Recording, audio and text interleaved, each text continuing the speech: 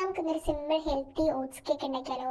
First തന്നെ ആവശ്യത്തിന് oats എടുക്കുക. അതിലോട്ട് നമുക്ക് ആവശ്യത്തിന് പാൽ അത് സോക്ക് ചെയ്ത് വെക്കാൻ വേണ്ടി ഒഴിക്കുക. അത് നന്നായിട്ട് മിക്സ് ചെയ്യുക. എന്നിട്ടൊരു 10 മിനിറ്റ് സോക്ക് ചെയ്യാൻ വേണ്ടി മാറ്റി വെക്കുക. പിന്നീട് നമ്മൾ ഷുഗറിന് ഡേറ്റ്സ് ആയിട്ട് കൊടുക്കുന്നത്, അതും ഒരു 10 മിനിറ്റ് പാലൊഴിച്ച് സോക്ക് ചെയ്ത് വയ്ക്കുക. പിന്നീട് അതൊരു മിക്സറിലോട്ട് ഇട്ടിട്ട് നല്ലപോലെ ഗ്രൈൻഡ് ചെയ്തെടുക്കുക.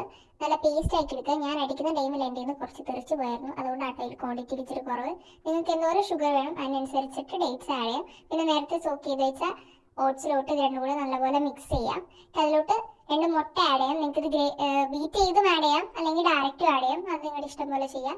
അതിനുശേഷം ഇതിലോട്ട് പഴം ഉണ്ടെങ്കിൽ പഴം ആഡ് ചെയ്യാം. എനിക്ക് പഴം ഇഷ്ടമില്ലാത്തതുകൊണ്ട് ഞാൻ ആഡ് ചെയ്തില്ല. പിന്നെ നിങ്ങൾക്ക് കുറച്ച് കൊക്കോ പൗഡർ എടുക്കാം. കുറച്ചിട്ടാൽ മതി, കാരണം നമ്മൾ ആഡഡ് ഷുഗർ ഇടാത്തത് കൊണ്ട് തന്നെ കൊക്കോ പൗഡർ അധികമായി കഴിക്കും. അതുകൊണ്ട് കുറച്ച് കൊക്കോ പൗഡർ എടുക്കുക. പിന്നെ അതിലോട്ട് കുറച്ച് ബേക്കിംഗ് പൗഡർ ഇടാം. നല്ലപോലെ മിക്സ് ചെയ്യാം.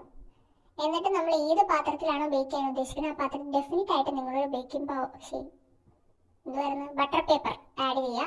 പിന്നെ അതെടുത്ത് വെക്കുക. എന്നിട്ടൊരു 10-25 മിനിറ്റ്, ഒരു 30 മിനിറ്റ് വരെ നല്ലപോലെ ബേക്ക് ചെയ്യുക. എന്നിട്ട് നമുക്കത് വെന്തോന്ന് അറിയാൻ വേണ്ടിയിട്ട് ഒരു ഫോക്കോ അല്ലെങ്കിൽ ഒരു കോലോ വെച്ച് ജസ്റ്റ് ഒന്ന് കുത്തി നോക്കാം. അതിന് ശേഷം നമുക്ക് നല്ല സ്വാദിഷ്ടമായ സോഫ്റ്റ് ഹെൽത്തി കേക്ക് ഇവിടെ കിട്ടുന്നതായിരിക്കും. ജസ്റ്റ് എല്ലാവരും പോയിട്ട് ചെയ്തു നോക്കാം. ഇപ്പോൾ എല്ലാവരും ജിമ്മിൽ പോകുന്നതുകൊണ്ട് ഇത് നല്ലൊരു ഓപ്ഷനാണ്.